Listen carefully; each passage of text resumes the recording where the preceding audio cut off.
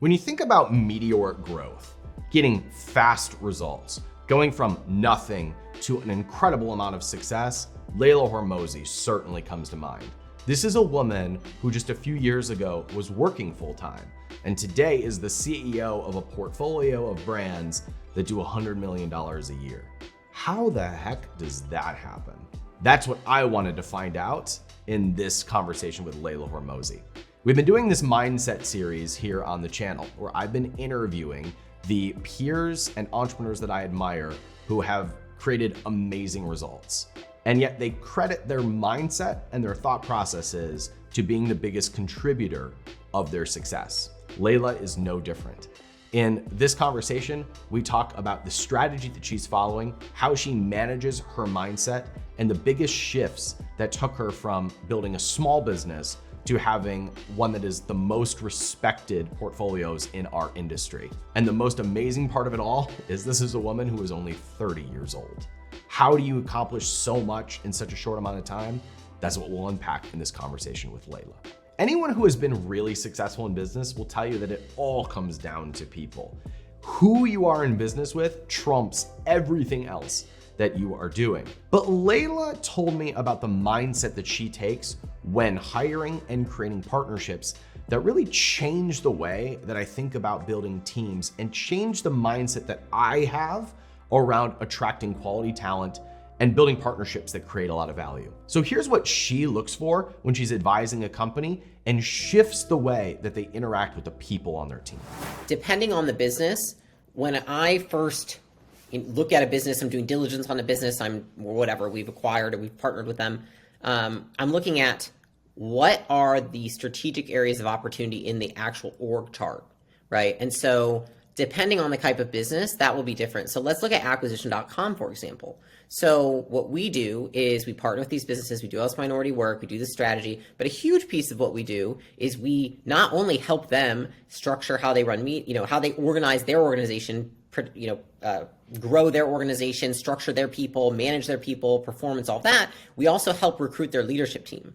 And so I was like, okay, for acquisition.com, we need somebody who's a fucking killer when it comes to people, right? And obviously I know a lot about that, but I need to find somebody who is even better at that than me to then be in that specific role because that's so important to our business. Now, if I were to look at a business like a business that sells online courses, do I think that they need like a crazy strong head of people? Probably not. They probably need a crazy strong head of sales and marketing and then head of customer success to balance that out. Somebody who's an e-commerce business that runs very slim margins, probably a strategic hire would be a very good controller or CFO. However, that CFO wouldn't be relevant to a business that has really high margins, has great cash flow, and doesn't have any inventory. And so I think the biggest piece that people have to understand when they're hiring is that not every hire needs to be like a complete A player, but I think that it's looking at your business and understanding what roles in the organization strategically align with the actual strategy of the business. Like if you look at your strategy, like where do you need to be strong and then hire those people that are very strong in those specific areas. A lot of founders, this is what I have learned, is that I lead typically through encouragement. And so most of the time I will encourage them. And that is what works with some of them is I'm encouraging them. Like, you're so good at growing the business. You're so strategic. You're a great leader. Like, we need to offload everything you're not amazing at. And this is what that looks like. And that works for probably 20% of them who are absolute beasts, right? Like they're just absolute executors. They get it. I can say that. And then it's just, they go do it. And they only need encouragement to move them forward. What I have found is that a lot of founders are very different because I'm used to having a big team of employees, right? Now I have a huge pot of founders. A lot of employees are more recognition, reward-based. That works really well.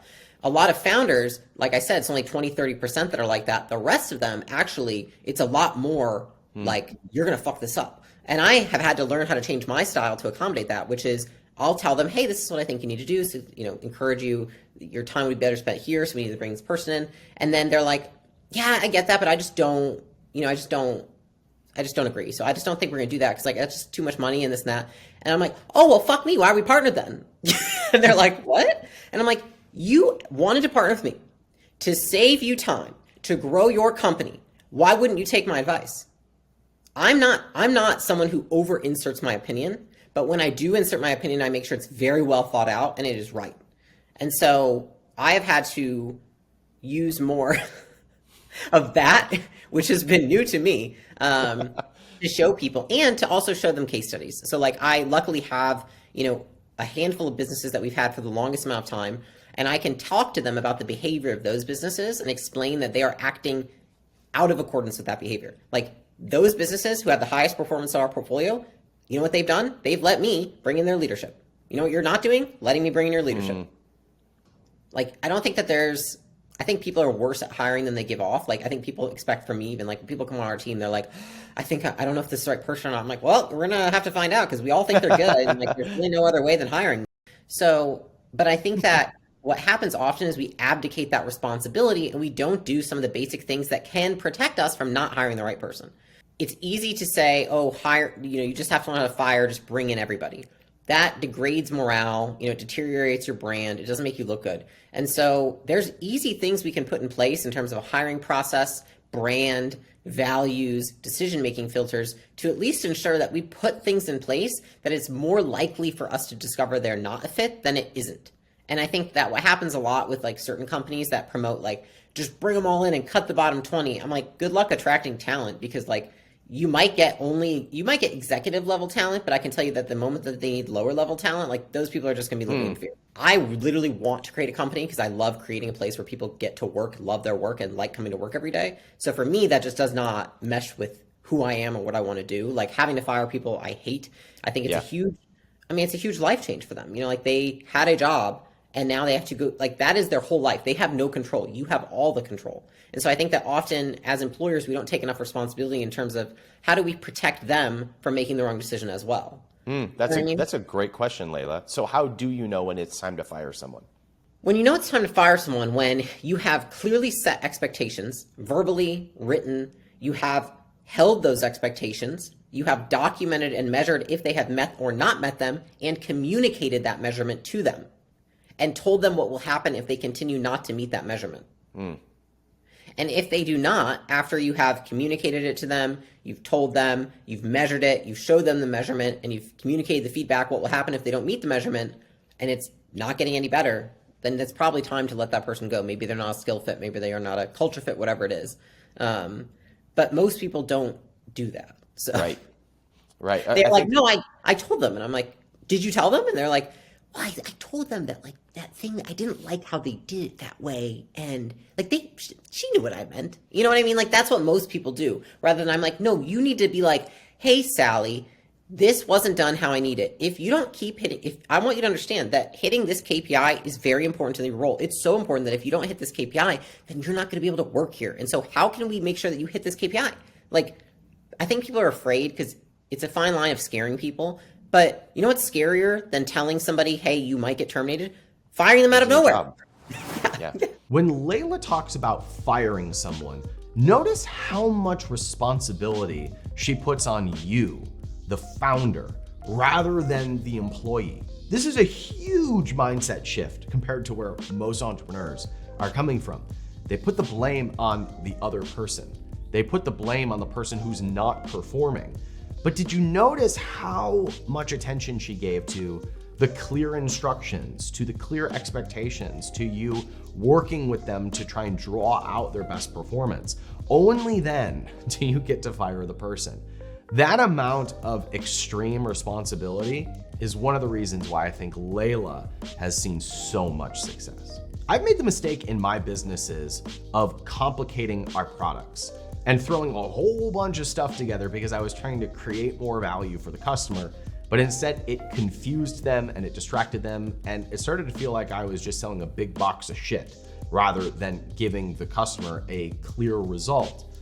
Leila comments on this, and she talks about how simplicity in product provides more value than throwing a bunch of stuff into a box.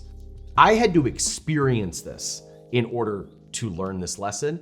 I wish that I had gotten this piece of advice earlier in my career. So listen to what Leila has to say about this. It's just meeting them where they're at. And I think that what we learned with Gym Launch was we used to have this like huge portal with like all this stuff in it. And Yeah, we were like, for people who are just starting and they're newer, that's just too much. So for them, we made a new portal that's very simple, very straightforward, and a lot less. And our success went up when we took away a lot. Versus if somebody's experienced and they come in, they've owned a gym for 4 years, they want that whole portal and they'll do better with it. I think I learned a lot through this through having a SaaS business, which is a joke in the SaaS community is like everyone wants to become a CRM because, once you build a product, then you realize, oh, wait, it needs to integrate with this product and this, and they want this. And then all of a sudden you're like, maybe we should build a CRM. And that's a joke because like every SaaS founder kind of goes through that. And it's a joke, like never be the CRM. And I think it's a really good analogy for just any business because the way that they get feedback is surveying customers, surveying customers and like watching their behavior. So for us, for example, like in Gym Launch, say that you're you have a knowledge-based business and there's coaching back to it. Like I'm going to see like on average, how many modules do people even get through before they, at this certain point in the program? And I'm going to look and then I'm going to ask them. And I think that's a lot of it. It's just surveying your customers. Where do you derive the most value? So if you go to profitwell.com, they talk about surveying your customers. So I've taken a ton of their surveys, put them into our companies, and basically surveyed customers on if you could get rid of one thing, what would it be, right? What's the one thing that provides you the most value in our product or service, and then what's the one thing that if we took it away, you would be happy with it? There's surveys like that we conduct a lot in Gym Launch, and in any companies that we have, we try putting those in place so that we can get the feedback from the customers in real time. So I'll give you an example. We had a business that helps people publish books, and they were thinking about some kind of ascension, which was maybe we teach you how to write like a expert book, which is like positions you as an expert and you have this audience. And I was like, well, I feel like maybe they wouldn't want that because most of these people who are writing books are just writing books because they want to make money, not because they want to be an expert. And they were like, I don't know. And so I said, survey the audience and say, if we came out with this thing, would you rather just have more hands-on help building your, publishing your book, or would you rather learn how to write like an authority? And it was just like overwhelming, would rather have more help learning how to write my book. Like nobody wanted to write like an authority. And so I think a lot of the times this data is just sitting with our customers and we just don't even ask. And so like a page that we could all take out of private equities, what the first thing they do when they come into a business is, and you probably know this, but like they survey the customer database and they survey the crap out of it. And they pull so much data that often founders don't even know, but you could know because you could have been asking them all along. And so I use a lot more of that and listen to the customers more than trying to guess or ask outside advisors or any of that. Like I think your customers are always going to tell you more than anybody else. Leila works with a lot of successful entrepreneurs, and she serves as an advisor to them. So I asked her what she looks for in a founder to let her know that that person is going to be successful.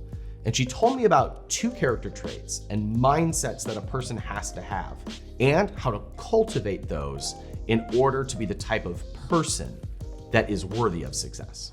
The biggest thing that we look for in founders is people who are resilient and not emotionally reactive. And this is how I define emotionally reactive. People who have emotions, but don't act upon every emotion. It doesn't mean you don't have emotions. It just means you don't act on all of those emotions.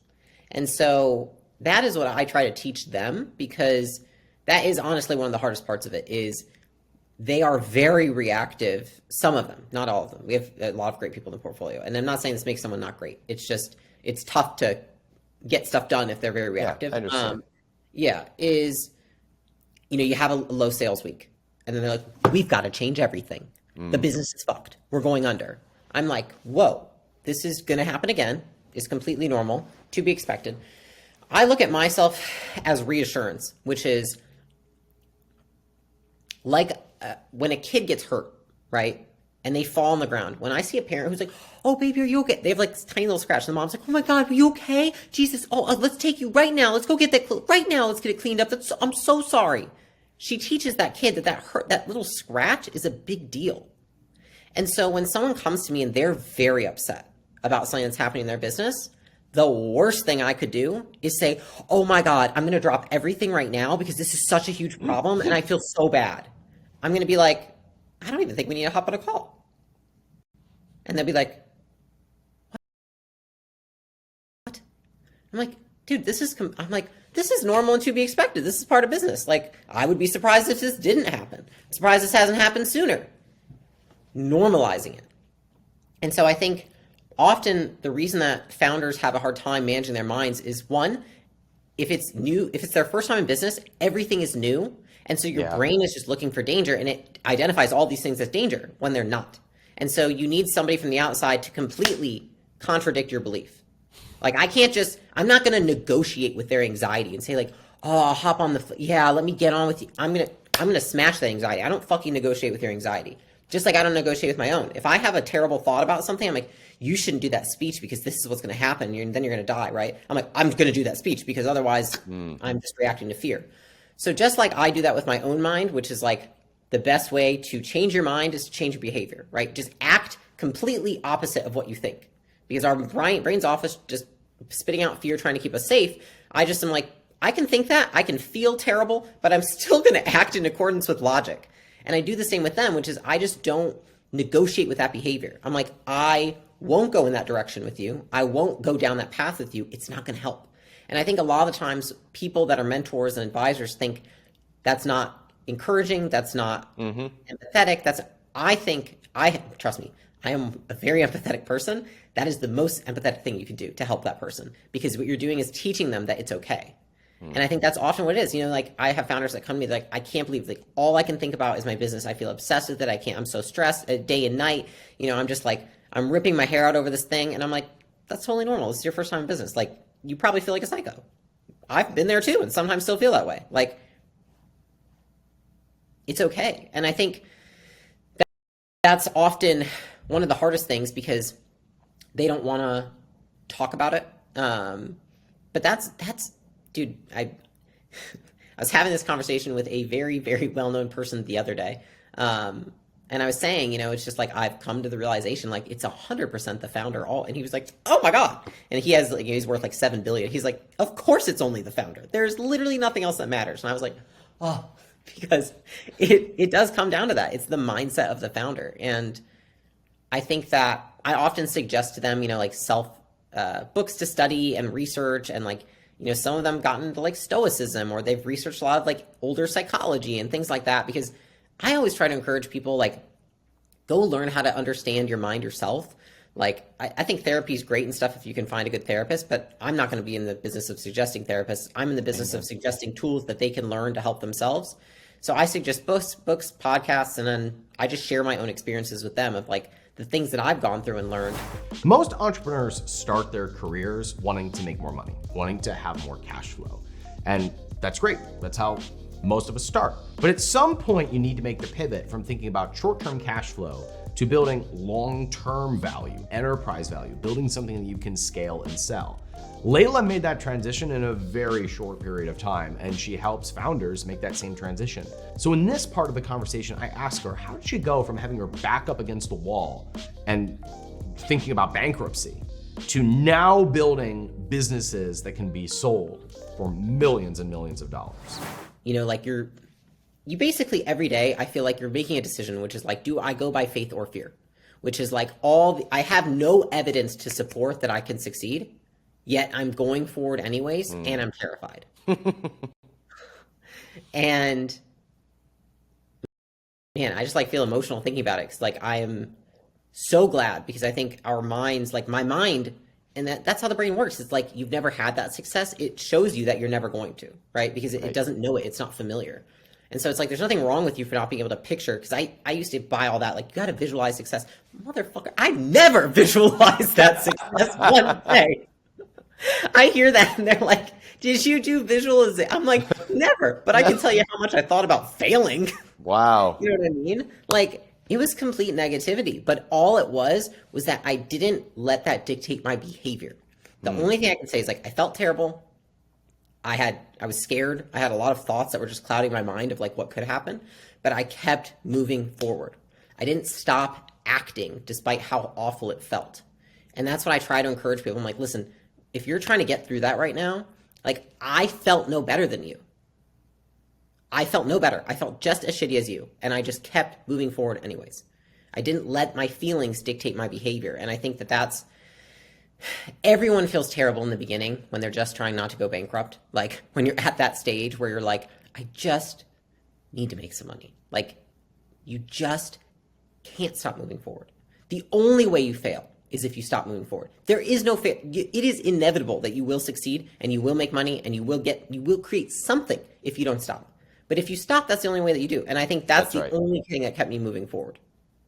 I just have the unwavering belief that despite how I feel or what I think, it is possible. Like, I think if I act a certain way and I do certain things, I can achieve my goals. Whether I have limiting beliefs, like limiting belief. You can act despite a limiting belief. You can outact a limiting belief. You can outact a thought. Behavior is everything. And so I have always, like, when I started Gym Launch and the company was like 120 people and I'd be running meetings, like, I would sometimes be like fucking ill before a meeting because I was so nervous. Like, even now, doing speeches, like in the last year, people are like, oh, Leila's speeches, I'm sure she's done. So nervous. At one stage I got up on, I crushed it. But like in the beginning, I remember I told Caleb when I got off, I was like, I thought I wasn't going to be able to talk. Like, my mouth went completely dry. My heart was like 200 beats per minute. Like, I was about to crap my pants. Like, I was so nervous because I care.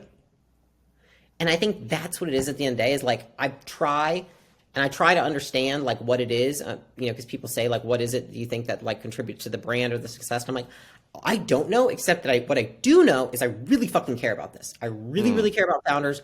I care about doing a good job. I care a shit ton. And so does Alex. And like, that's the only thing I could dissect is like, this is what we do all day, every day. Like, this is why we do everything, is like, we want to do this. Like, this is not work. This is our life's mission. This is what we want to dedicate our lives to. And I think if anyone puts in that amount of volume of work, then like, you're going to get a good outcome. I think something has to happen. I love how Leila answered this question. It reminds me of how Trevor Blake talked about overcoming doubt in my episode with him in this mindset series. He talked about how he still feels doubt, but he goes through the action anyway because he's just following what he believes to be science. The science of crafting the mindset that brings the results that you want. And Leila is saying something very similar. She has doubts. She has limiting beliefs. She just doesn't act in accordance with them. And it's easy to look at somebody like Leila or her husband Alex and to think they're just crushing it all of the time and they never have doubts. But in my time with them, and I've spent a lot of time with these two individuals, I've noticed that they actively cultivate the thoughts and the mindsets that they want to be true. And then they act in accordance with them. And that's why they're high producers. It's the practice of the mindset that determines where we focus and where we put our energy. If you haven't seen the other episodes in this series, I would encourage you to subscribe to the channel and go back and watch the other interviews with founders in this mindset series. And if you want to hear the full unedited version of this interview, it's on our podcast, which is called capitalism.com. Just search for it in Apple Podcasts or on Spotify, and you can hear the full unedited version with Leila. My name is Ryan Daniel Moran. I run capitalism.com. I help entrepreneurs build compelling brands, get to 100 sales a day, and have a multi-million-dollar exit. And if you want some help doing that, there's free resources in the description of this video. Thanks for watching. I'll see you next time.